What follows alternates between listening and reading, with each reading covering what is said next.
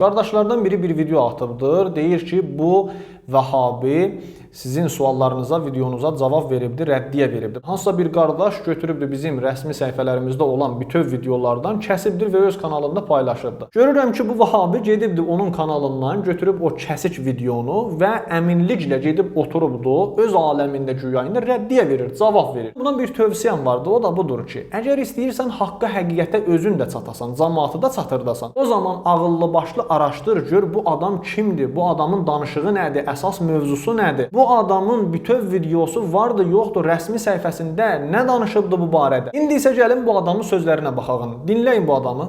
Bu kitab Əhl-i-Sünnətin bu mövzuda əsla nə qaynağıdır, nə də məsləridir.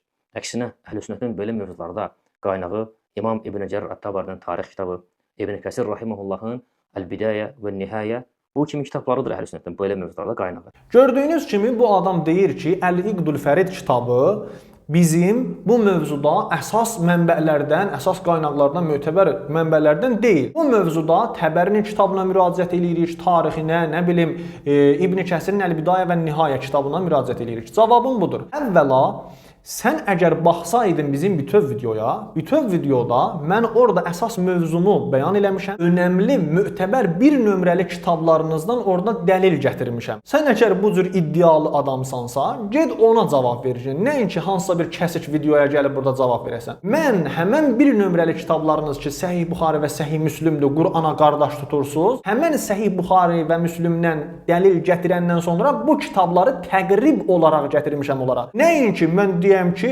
bəli, bu mövzu ancaq bu kitablarda deyilibdir vəssalam. Bu adam deyir ki, Təbəriyə, bizim bu mövzuda Təbəriyə müraciət edirik ki, mötəbər mənbəimiz Təbəridir. Təbərinin tarixinə müraciət edirik, 3-cü cildinə. Təhqir Muhammed Əbülfəzl İbrahim eləyibdir. 2-ci növbədə çap olundu Darül Məarif bi Misr. 202-ci səhifəsinə müraciət edirik. Rəvayət tam səhihdir. Hər kəs də istəsə bunun sənədinin araşdırılmasını mənə desin və sənədlərin də elə sünni kitablarından özlərinə göstərir. Deməli, burada deyir ki, Ömər ibn Xattab gəldi Həzrəti Əli əleyhissalamın evinə. Evin içində Təlhə və Zübeyir var idi. Və ricalun minəl mühacirin və mühacirlərdən böyük şəxsiyyətlər var idi içində. Ricalun minəl mühacirin, yəni bu ki, küçədə, bazarda balaca uşaqlar deyil. Yəni ki, böyük şəxsiyyətlər var idi mühacirlərdən Həzrəti Əli əleyhissalamın evində. Və Ömər ibn Xattab gəlir bu anda, and içir ki, yandıracam buranı sizin üstünüzə. Ya yandıracam buranı, ya da ki, siz gərək gəlib,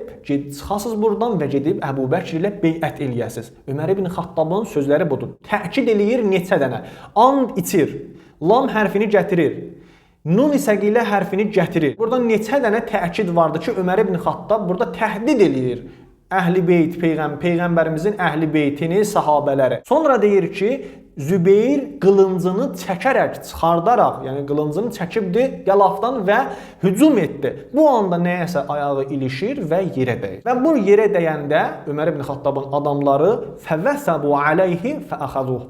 Ömər ibn Xattabın adamları tez ona hücum eləyir və onu tuturlar, saxlayırlar. Burada neçə dənə sual yaranır. Birinci sual.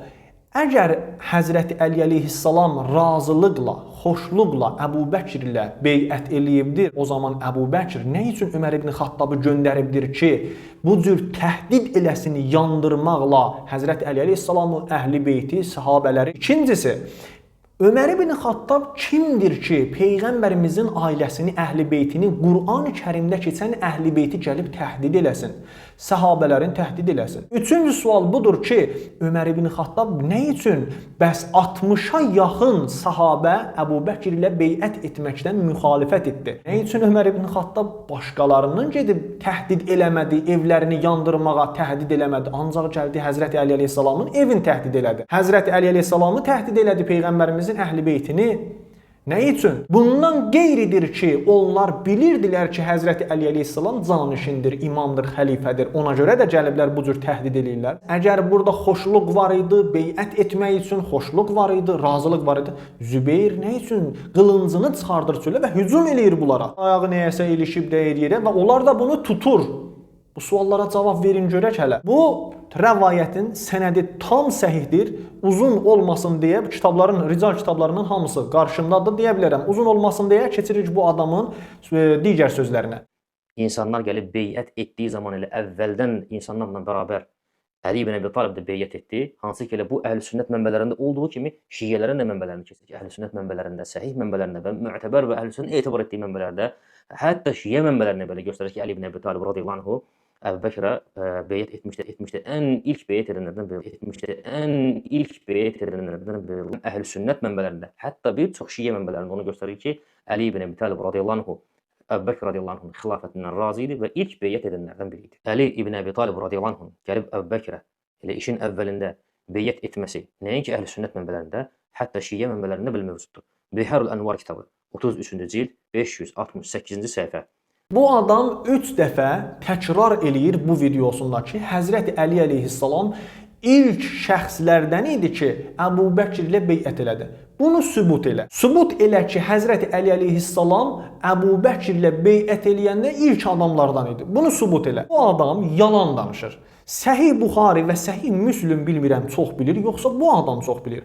Səhih Buxari və Müslümü ki, Qur'an-ı Kərimə qardaş tuturlar bunlar. Səhih Buxaridə və Müslümdə gəlir ki, 6 ay beyət eləmədi. 6 ay fələm yubəyi tilkələşur. Orada deyir ki, Həzrət Fatimi Zəhra salamullah əleyha peyğəmbərimizdən 6 ay sonra həyat yaşadı. 6 ay ancaq yaşadı peyğəmbərimizdən sonra. Və deyir ki, fələm yubəyi tilkələşur və Həzrət Əli əleyhissalam 6 ay həmən yəni 6 ayı beyət eləmədi Əbu Bəkirdən. Həmçinin Həzrət Fatimi Zəhra salamullah əleyha. İndi bu adam nə cür bu yalan iddianı eləyir, mən başa düşmürəm, təəccüb eləyirəm. Bu adam ki, neçə dəfə təkrar eləyibdi, Həzrət Əli əleyhissalam ilk adamlardan olubdur ki, Əbu Bəkirlə beyət eləyə və gəlib yalancasına Biharul Ənvardan bir rəvayəti gətiribdi. Bu rəvayət əslində bu Vahabilərin, Sünnilərin, Əbu Bəkrin, Ömərin kökünü vurur. Bunların ziddi nədir əslində? Mənim əsas mövzumu bilməyərəkdən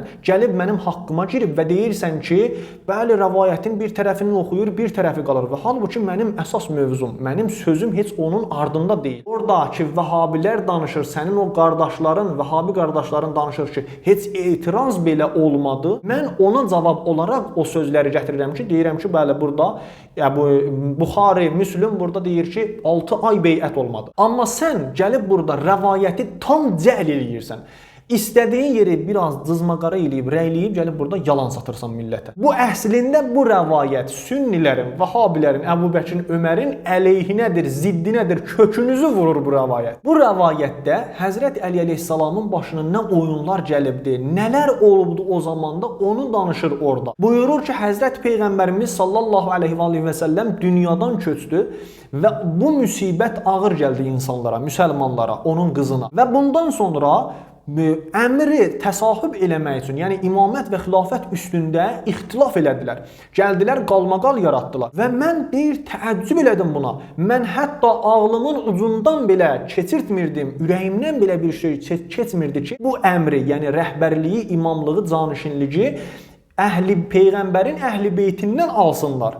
Mənim əlimdən alsınlar. Deyir və ən təəccüblü yeri burası idi ki, gördüm ki, bəzi insanlar gedir, dəstə-dəstə gedirlər Əbu Bəkirlə beyət etməyə. Mən bu işdən əlimi saxladım, yəni beyət etmədim və gördüm ki, mənim nisbətim Həzrəti Peyğəmbərimizin məqamına nisbət digərlərindən layiqlidir. Mən özümü layiq bilirdim ki, Həzrət Peyğəmbər sallallahu aleyhi və səlləmin canişinliyinə, onun yerində imam olmağa, rəhbər olmağa. Həzrət Peyğəmbərimizdə onlarla səhih hədis vardı ki, Həzrət Əli əleyhissalamı öz yerinə canişin təyin edibdi. Və keçən videolarda nə qədər gətirmişəm, heç bir Vəhabidə çıxıb cavab verə bilməyibdi. Burada Həzrət Əli əleyhissalam davam edir və buyurur ki, mən gördüm, mən beyət eləmədim Əbu Bəkirlə və bir neçə andan sonra gördüm ki, cəmaat dəstə-dəstə dindən çıxır. Gördüm ki, din təhlükəyə düşübdür, İslam dini. Cəmaat da, yəni İslam əhli, İslam ümməti də aradan gedir. Buna görə də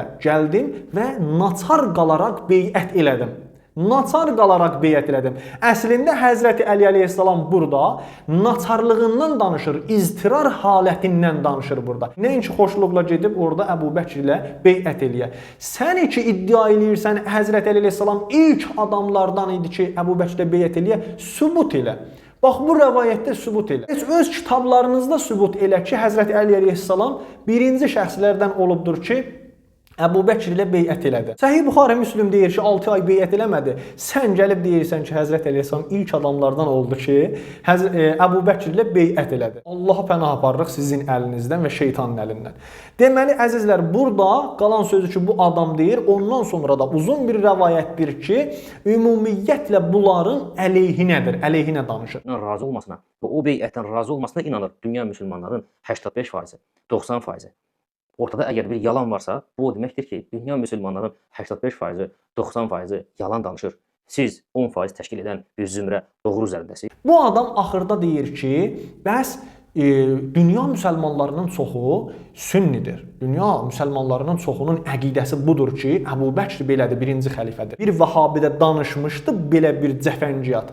O vəhabiyə bir videoda cavab vermişdim. O videonu da bu vəhabiyə tövsiyə eləyirəm ki, gedib baxsın, ona və cavabını alsın.